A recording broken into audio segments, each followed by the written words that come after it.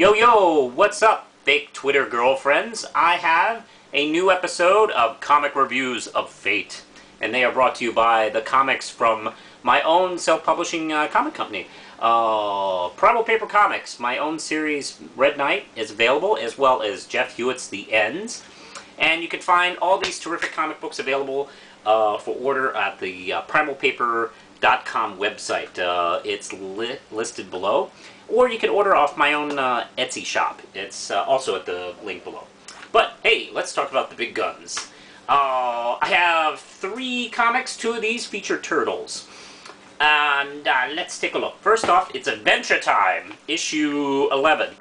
These are comics from last week, by the way. I'm also going to be doing a video with this week's comics. I just got a little behind. This one is by Ryan North, Shelley Paroline, and Braden Lamb did the art on this. There's also a backup, The Meaning of Bravery, by Zach Galago. By the way, that's quite good. But let's see. Let's start with the main feature, and it's the beginning of a storyline, I'd say. Quick explanation: Marceline joins the boys on a video game within Bebo, which is funny. They get electronically shrunk into Bebo, and then they get shrunk again for this Guts Punch 3 video game, which is supposed to be the most hardest, cruelest game ever. Oh my god. And they kind of waltz through it. It's really easy. By the way, the 8-bit art is hilarious and looks really good on page. Oh, this is the first time I've seen Marceline join them on a adventure like this, so that was kind of cool. And then they get out, and Bebo is acting really strangely. So that's kind of what starts this storyline, is like, hey, what's the deal with Bebo here? So it's a new story arc. What's interesting is about this series, it doesn't always do one-and-dones all the time. And also The Meaning of Bravery, which is a Susan Strong story. And I really dig the art style in this one. And she gets manipulated to do wrong. And then she find out it not good. Actually, that's probably the best review I can give of that. It's a lot of fun. Billy shows up, and it's just wonderful. This series does no wrong. So I'm going to give it 5 Ram Chips. If you're digging the cartoon, you should definitely check out the comic book. This is how you do like a comic book based on an animated series, right? I haven't seen anything screwed up here. And also, they're doing a miniseries with Fiona and Cake. I'm not reading that, but Lindsay is, and you like it, don't you? Yes, I do. Okay, so there you go. There's your recommendation. Also, now let's go to, speaking of cartoons and comics, we have the Teenage Mutant Ninja Turtles. We have 2 comics from them. I'm going to start off with the regular series. I think this came out like 2 weeks ago or something like that. I'm sorry I'm so behind. This is issue 17 of the regular series, Teenage Mutant Ninja Turtles.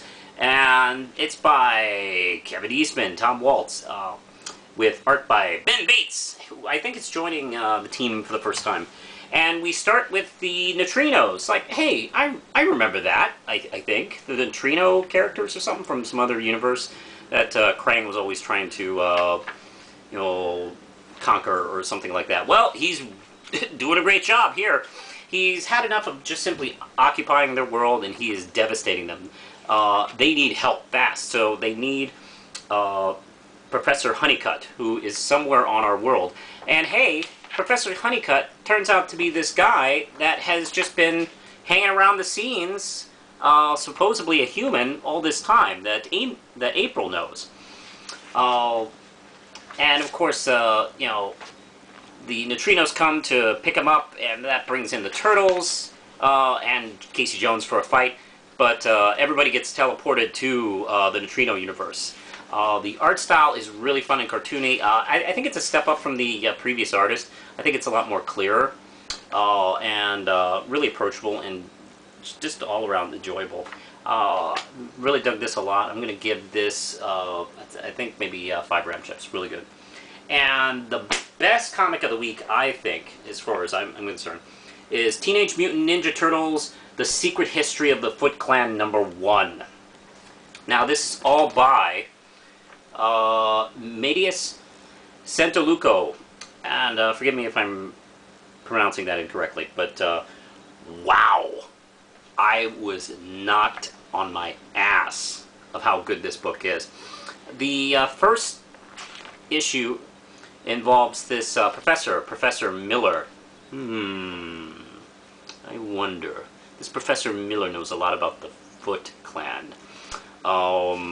Maybe he knows a little something about the Hand as well. I get you and your clever jokes. But anyway, he seems to be the target.